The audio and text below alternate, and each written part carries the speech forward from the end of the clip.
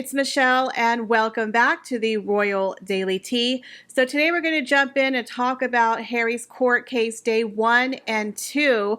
And you guys, we have a lot of juicy tea to get through today, so we're just going to go ahead and dive right in. So little Prince Harry went to court, and little Prince Harry was a really bad sport.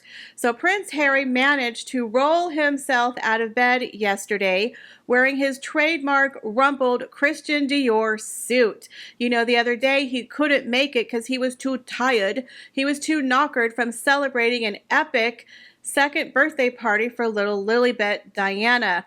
Although I have received several reports, I can't confirm if this is true, that people saw him at Soho House partying. I don't know if I believe that story, but that is a rumor that has been circulating. You know, not all superheroes wear capes, y'all. Some of them wear titles, royal titles, as in His Royal Highness Prince Harry. That is how he was told to be addressed during his first day of testimony. Oh, you're such an average Joe, just like the rest of us, Harry. Your Royal Highness, HRH for short. That's his superhero power, wrapping himself in a royal title and his 1% privilege. So Harry was in court to fight his evil arch nemesis, MGN Group, and accusing them of illegal phone hacking to obtain information about his life over the periods of 1996 through 2010. Now, this court case is going over 33 specific articles.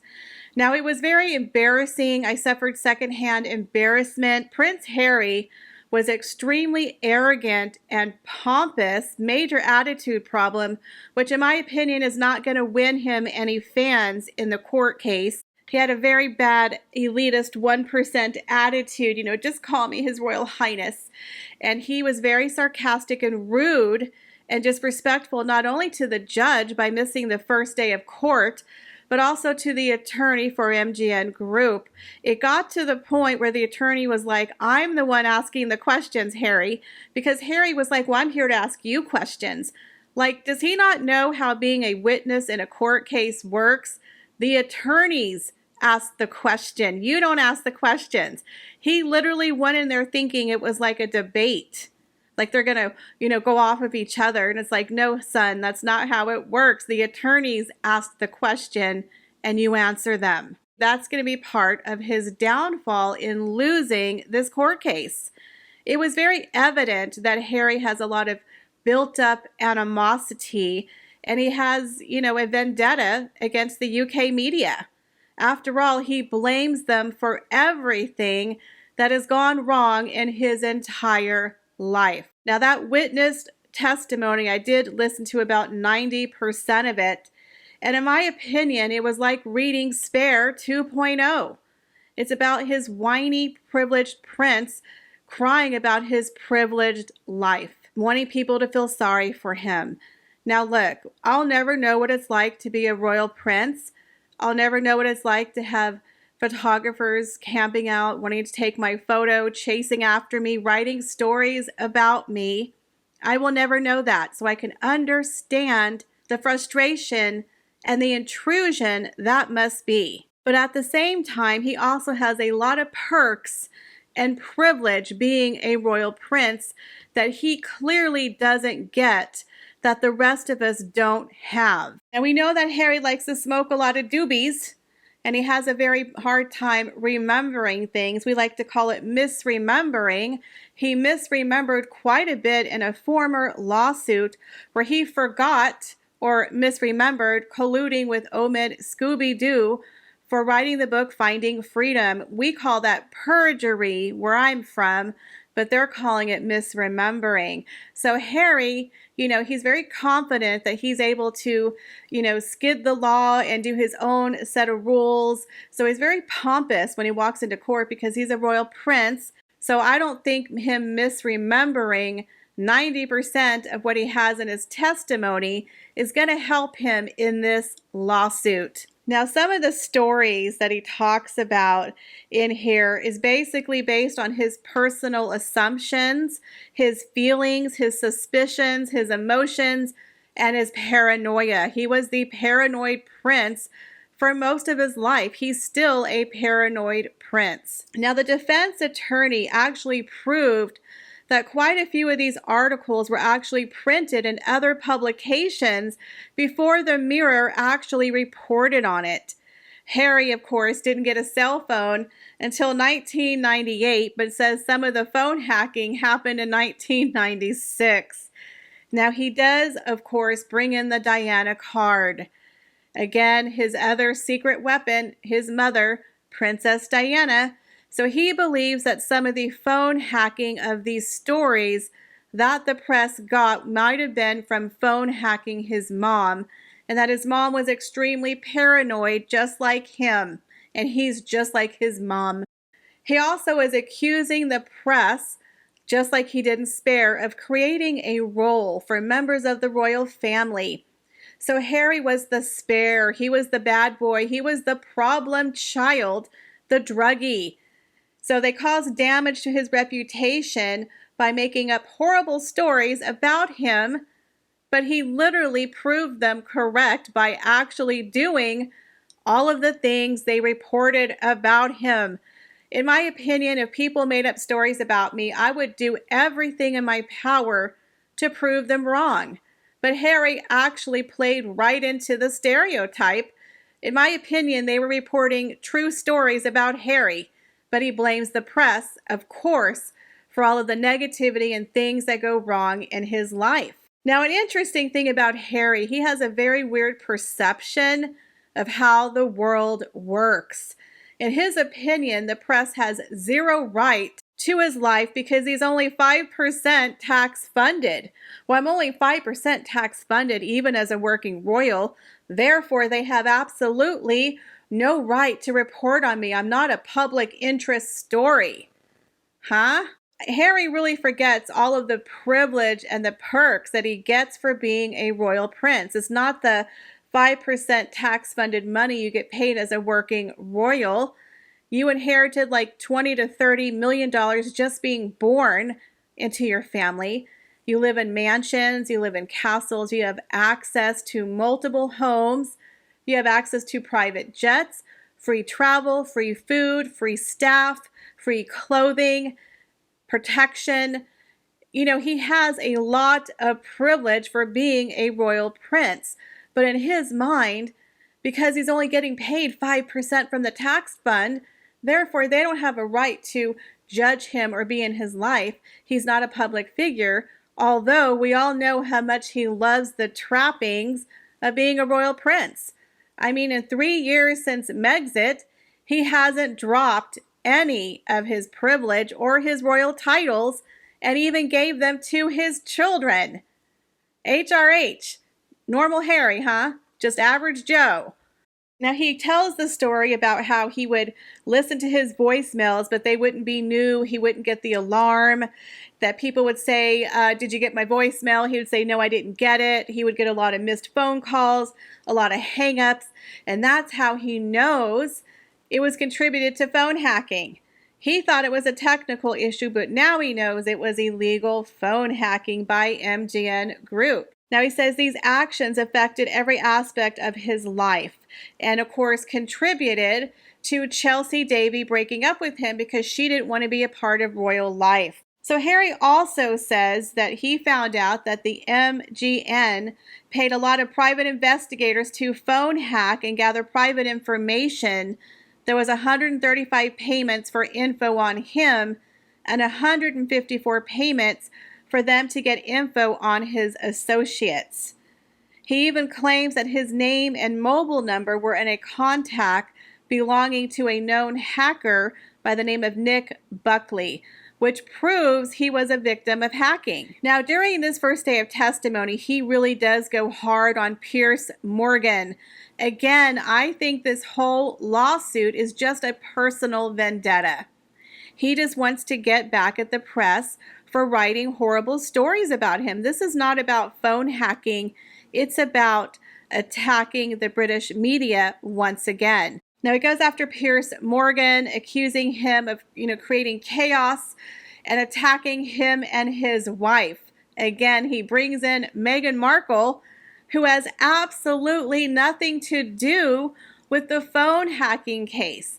But again, it's a personal vendetta, and we all know that Meghan wants him to bring down Piers Morgan because he is her #1 arch nemesis. Now, some of these stories that caused him such personal distress are the most laughable stories. There's one about him having a friendly and affectionate relationship with the gardener.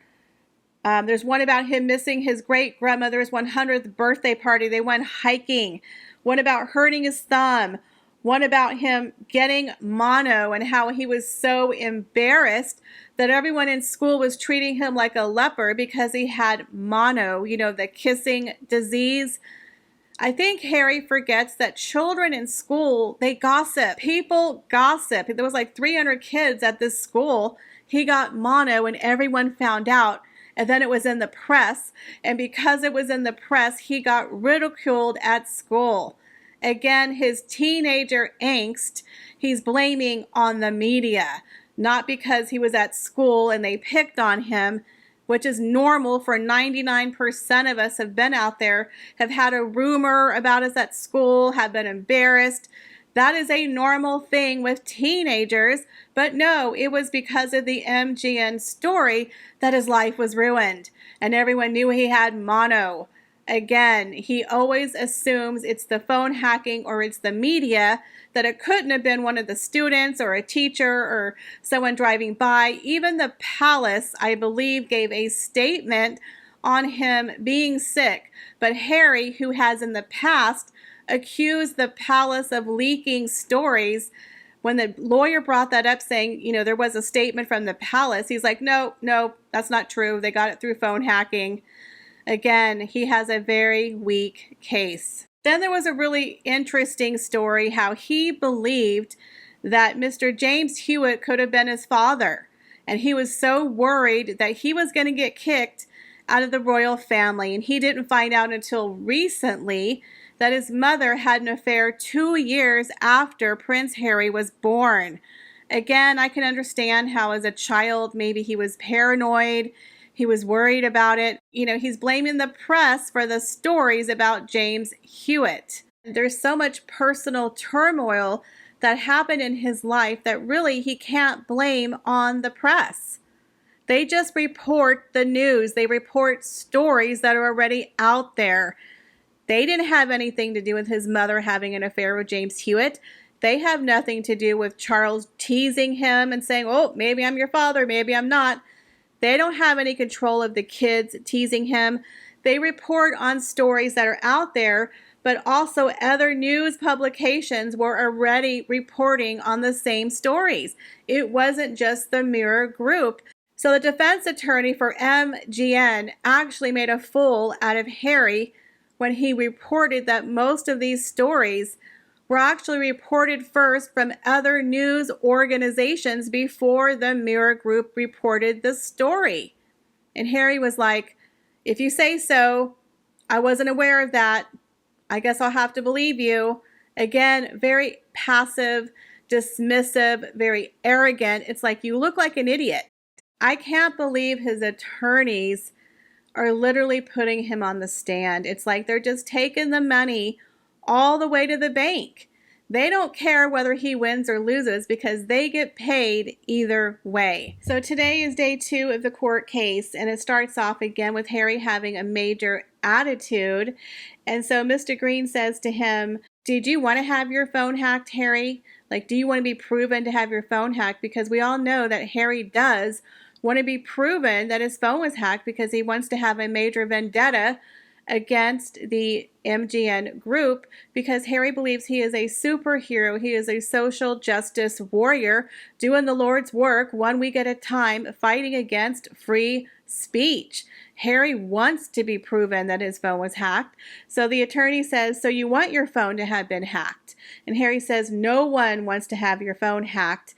Now Harry talks about how he first came up with the idea to launch a claim against the MGN group was after bumping into his lawyer, David Sherborne, on a holiday in France. Now, this is very interesting. He said, I think it was a discussion about how we find a way to stop the abuse and intrusion that was coming against me and my wife. Yep, it's all about Meghan. I told you guys he's always trying to be a superhero and fighting the evil, bad arch nemesis for Meghan. So the barrister asked him whether he thought his phone was consistently hacked throughout the 15-year period between 1996 and 2011, the time period that makes up his claim against MGN. Harry said, it could have been happening on a daily basis. I simply don't know. Exactly, Harry, you don't know. You're assuming. Asked if he knew of any evidence to show this, Harry said, that's not part of the reason I'm here, my lord. It's the total reason why you're there, Harry. You're there to prove they hacked your phone. What do you think you're there for? To show up merchant your Christian Dior suit for some money? Does Harry not understand why he's there in court? Mind blown at the amount of stupidity of this man. You know, he always said the press labeled him a thicko. Well, Harry, you're proving them correct. So this is hilarious. So Harry said he believed there was an industrial scale destruction of evidence of unlawful information, and asked by the attorney for MGN, he said, and where did you get this idea from? And Harry said, my legal team.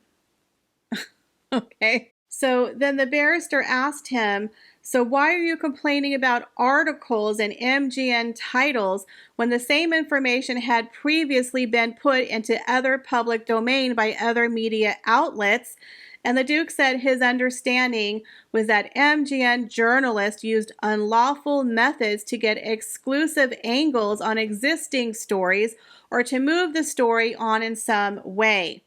Now, the attorney asked Harry about his claim that articles caused him to be paranoid and to distress those around him. So again, Harry, he doesn't have really a court case, in my opinion. He has no evidence that MGM reported illegally or used illegal methods to get stories, and that most of these 33 articles were published by other media outlets before them, and some of them actually got quotes from the palace themselves. So in my opinion, this court case is not looking very well for little Prince Harry, and his attitude is definitely not helping. So far, this is what I got for day 2. I'm sure other stories will come out, and I will definitely keep you updated. So little Prince Harry did not have a good day yesterday. Not only did he bomb on the stand for his first day of testimony in his lawsuit against the MGN group for illegal phone hacking, his visa battle is now starting to heat up. A federal judge has given the Department of Homeland Security up until next Tuesday to decide how it will handle a conservative think tank's request for Prince Harry's U.S. immigration records. As we know, the Heritage Foundation has asked the U.S. government via the Freedom of Information Act to see his visa application. And we all know that Harry has admitted massive amount of drug use in his book Spare. He talks about taking the wacky tobacco, mushrooms, cocaine, the lot. Now, if you are not a U.S. citizen, when you have a visa application, they do ask you if you've taken drugs. And if you say yes, that could stop you from gaining entry into the country. So a lot of people believe that either A, he lied on his application, or B, he got special treatment.